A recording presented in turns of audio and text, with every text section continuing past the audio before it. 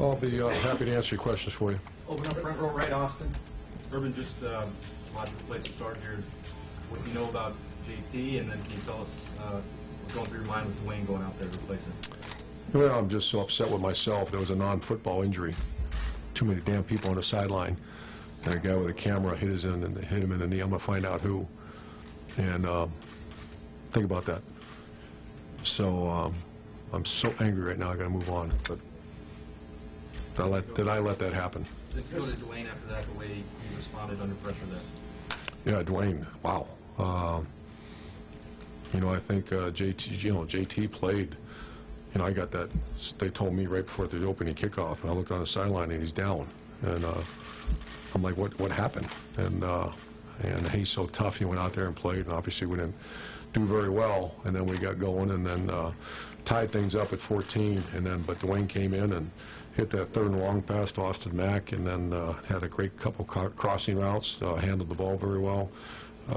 But our offensive line and tailbacks, I thought, really did a good job rushing yardage against that defense, which one of the top defenses in America. Rushing, rushes yards. Yeah, we ran for 226 yards, and that's a hell of a day against that defense.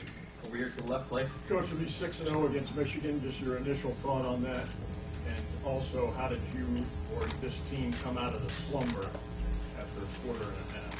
Well, not a slumber. I mean, I made this comment many times that you'd have to be hard pressed. I know there's a lot of people that respect the rivalry, but that group of players in our locker room, the coaching staff, the amount of respect that we have for this rivalry and that team that we play is slumber. Absolutely not. We're playing a good football team, one of the best defenses in America in a home turf that you go ask those players how they feel about.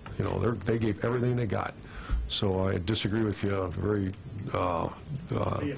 vehemently and somewhat pissed. It's not we're playing our balls off and against a very good team, and we hung in there for 4 quarters, and that's what name a rivalry when it's not like that. What began to work for you? The offensive line started blocking them. Our tailbacks ran really hard, and then the opportunistic passing that we started hitting. I thought Ryan Day has been studying. He studied this team for really all year, and called a very nice game as far as some of the throws. But and then our defense, we just kept hanging in there. To think they scored after a punt return, on the 5-yard line. So our defense played well. Our kickoff team played well, but it was a street fight, and we hung in there and found a way to win. Second row middle, Bill. Do you have any idea about JT's No. next week? No. Nope. And with Dwayne, you had some careful throws, but then there was a throw up to Austin where that was a challenging throw. Can you describe just your level of confidence and him being able to make those? Just someone on your freaking sideline, and now you hurt your quarterback. I'll find out who that was. Front row middle, Rob. Following up on that, Urban, just to clarify, did it happen early?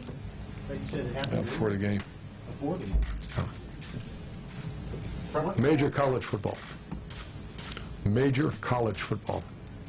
Any idea who represented who that person was with? It's all-out investigation.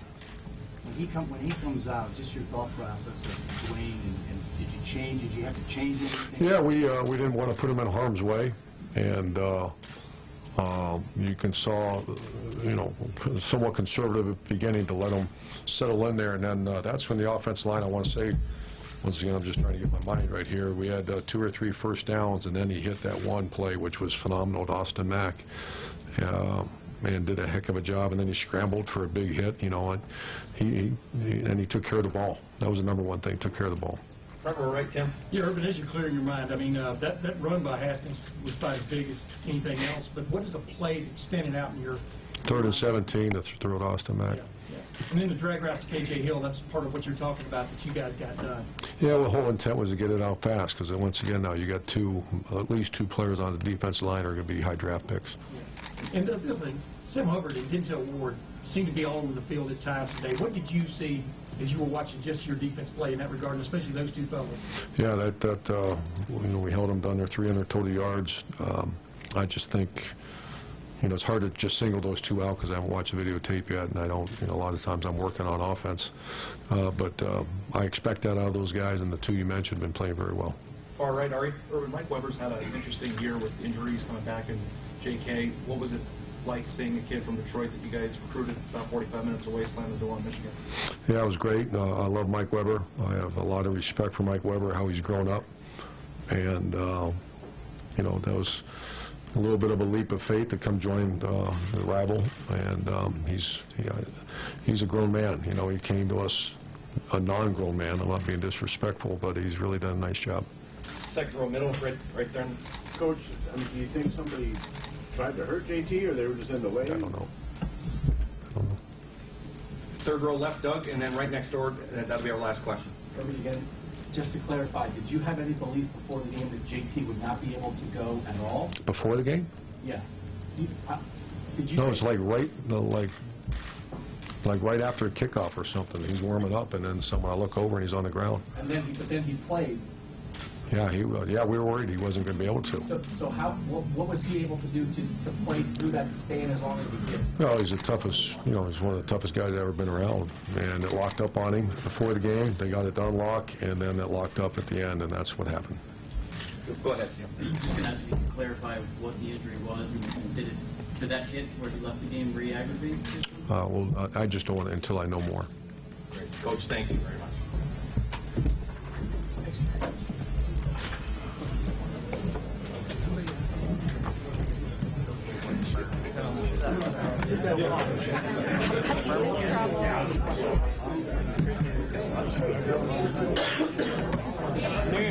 Was it you? Was it you? I'm kidding.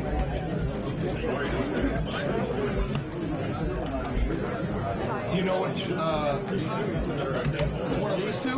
Yeah. Do you know? This one. What do you want me to do with it, Bill?